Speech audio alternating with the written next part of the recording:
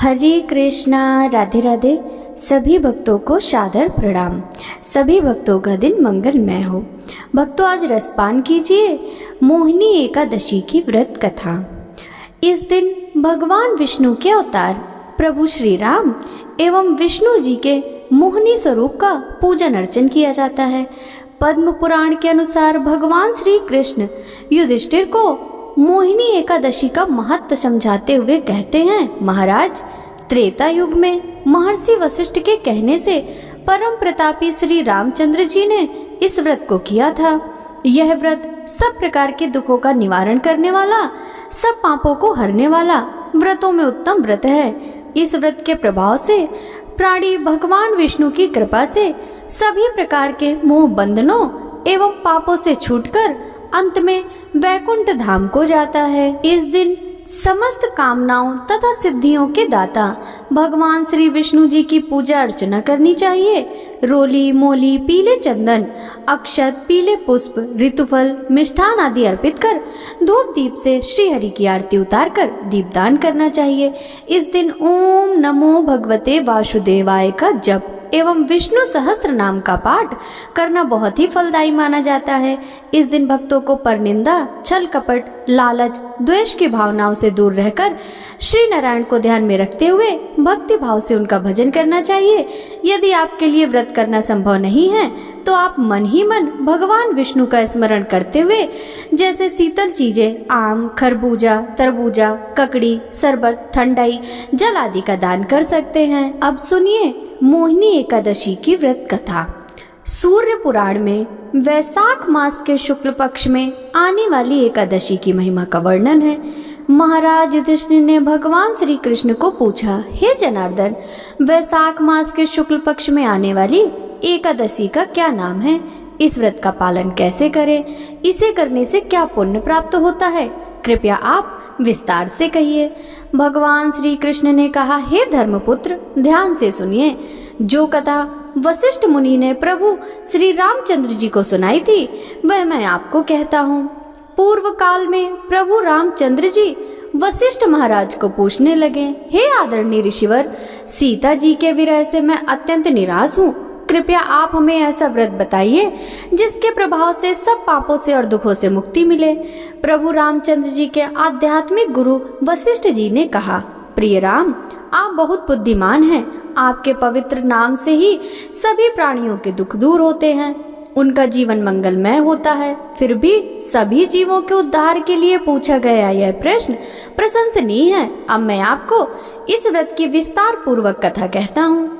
वैशाख मास के शुक्ल पक्ष में मोहिनी एकादशी आती है। वे बहुत ही मंगल कारक है। इस व्रत के पालन से व्यक्ति संसार के दुखों से, अनेक पापों से तथा भौतिक भ्रम से मुक्त होता है। प्राचीन काल में सरस्वती नदी के किनारे रम्य भद्रावती नामक राज्य था। धृतिमान नामक राजा वहां राज्य करता था।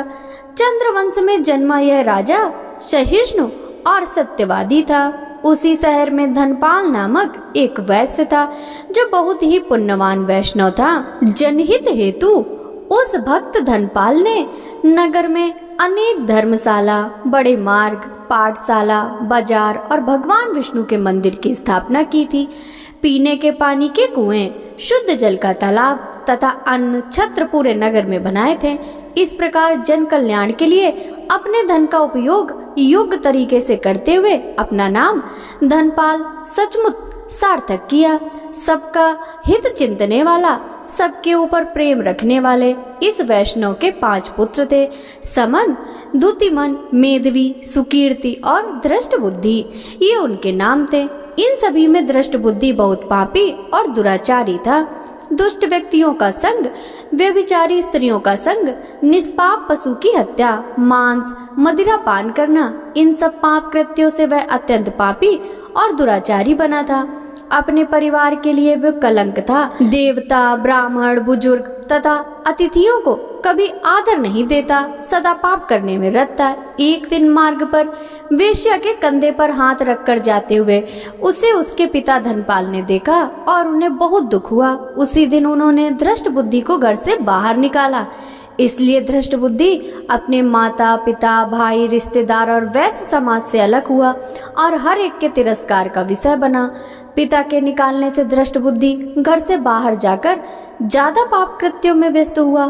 खुद के वस्त्र और धन बेचकर जो भी मिला वो सभी उसने पाप कृत्यों में लगाया। अंत में जब धन खत्म हुआ तो निर्धनता के कारण उसकी हालत भिखारी जैसी हो गई। अन्न न मिलने से उसका शरीर कमजोर हो गया। उसके सभी धूर्त मित्रों ने बहाने बनाकर उसका त्याग कर दिया। धृष्ट बुद्धि को अतिशय चिंता हो रही थी। भूख से वह व्याकुल हो रहा था। अब मुझे क्या करना चाहिए? अन्न और धन कहाँ से प्राप्त होगा? इन प्रश्नों को सोचकर वह अशांत हो रहा था। आखिर उसने चोरी करने का निश्चय किया और शुरुआत भी की। बहुत बार राजा के सिपाही उसे पकड़ने के बाद भी उसके पिता का मान और बड़प्पन देखकर छोड़ देते, फिर भी उसने चोरी करना बंद नहीं किया। एक बार विशेष चोरी करते समय वह पकड़ा गया। तब राजा ने उससे कहा, हे मूर्ख, आज तुम इस राज्य में नहीं रह सकते क्योंकि तुम महापापी हो। मैं तुम्हें अभी छोड़ रहा हूँ, तुरंत इस राज्य के बाहर चले जाओ। तुम्हें जाना है तुम जा सकते हो। फिर से सजा मिलने के भय से धृष्ट बुद्धि राज्य के बाहर गहन वन में गया। अविवेक के कारण निष्पाप प्राणियों की हत्या करके उनका कच्चा मांस वह खाने लगा। किसी शिकारी की भांति हाथ में धनुष लेकर वह वन में पाप कृत्य करते भटकने लगा। धृष्ट बुद्धि हर समय दुखी और चिंतित रहता, परंतु एक दिन उसके पिछले जन्म के पुण्य कर्म के प्रभाव से वह एक ऋषि के आश्रम में पहुंचा। उस आश्रम में कौंडिन्य नामक बड़े तपस्वी ऋषि रहते थे। वैशाख मास था और कौंडिन्य मुनि गंगा स्नान से लौट रहे थे।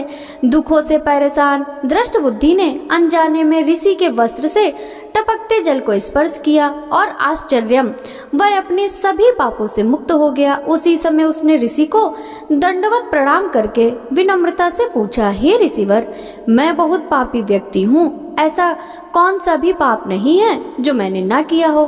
कृपया ऐसा व्रत बताइए जिसके प्रभाव से मैं सभी पापों से मुक्त हो जाऊं। अपर्याप्त पाप कृत्यों के कारण मैं अपने कुटुंब से, मित्रों से, समाज से दूर हो गया हूँ। साथ ही मैं मानसिक दुख की खाई में गिरा हुआ हूँ। यह सब सुनते ही पर दुखी होने वाले कौंडिन्य ऋषि ने कहा, सुनो, मेरु पर्वत से भी अधिक प्रचंड पापों की राशि को नष्ट करने वाले व्रत के बारे में मैं तुमसे कहता हूँ। उस व्रत के पालन से कुछ ही क्षणों में तुम्हारे पापों का नाश हो जाएगा। वैशाख मास के शुक्ल पक्ष में आने वाली एकादशी का पालन करते ही तुम सभी पापों से मुक्त हो जाओगे। ऋषि के आदेश से धृष्ट बुद्धि ने इस व्रत का कठोर पालन किया। हे राजन, इस व्रत के पालन से वह सभी पापों से मुक्त होकर दिव्य शरीर प्राप्त करके गरुड़ पर सवार होकर विष्णु लोक को चला गया। हे रामचंद्र, इस व्रत से सभी पापों से, भ्रम से व्यक्ति मुक्त होता है। इस व्रत से प्राप्त होने वाला फल तीर्थ में स्नान करने से अथवा यज्ञ करने से प्राप्त होने वाले से भी श्रेष्ठ है। प्रेम से बोलिए श्री हरि विष्णु भगवान की जय। ओम जय एकादशी माता, जय एकादशी माता। विष्णु पूजा व्रत को धारण कर शक्ति मुक्ति पाता। ओम जय एकादशी माता, तेरे नाम गिनाऊं भक्ति प्रदान करनी, गण गौरव की देनी माता, शास्त्रों में वरनी। ओम जय एकादशी माता। मार्गशीर्ष के कृष्ण पक्ष की उत्पन्ना विश्व तारिणी जनमी, शुक्ल पक्ष में होई मोक्षदा, मुक्तिदाता बने आई। ओम जय एकादशी माता। पौष के कृष्ण पक्ष की सफला नाम के है, शुक्ल पक्ष में होए पुत्रदा, आनंद अधिक रहे। ओम जय एकादशी माता। नाम सट्टिला माघे मास में कृष्ण पक्ष आवे, शुक्ल पक्ष में जया कहावे, विजय सदा पावे। ओम जय एकादशी माता, विजया फागुन कृष्ण पक्ष में, शुक्ला आमल की पाप मोचनी कृष्ण पक्ष में, चैत्र महाबल की। ओम जय एकादशी माता, चैत्र शुक्ल में नाम कामदा, धन देने वाली नाम वरुथनी कृष्ण पक्ष में, वैशाख महावाली। ओम जय एकादशी माता, शुक्ल पक्ष में होए मोहनी, अपराजेष्ठ कृष्ण पक्षी, नाम निर्जला सब सुख करनी, शुक्ल पक्ष रखी। ओम जय एकादशी माता, योगनी नाम आषाढ़ में जानो, कृष्ण पक्ष करनी, देवशयनी नाम कहायो, शुक्ल पक्ष धरनी। ओम जय एकादशी माता, कामिका श्रावण मास में आवे, कृष्ण पक्ष कहिए, श्रावण शुक्ला होए पवित्रा, आनंद से रहिए। ओम जय एकादशी माता, अजा भाद्रपद कृष्ण पक्ष की, परिवर्तिनी शुक्ला, इंद्रा आश्विन कृष्ण पक्ष में, व्रत से भव सागर निकला।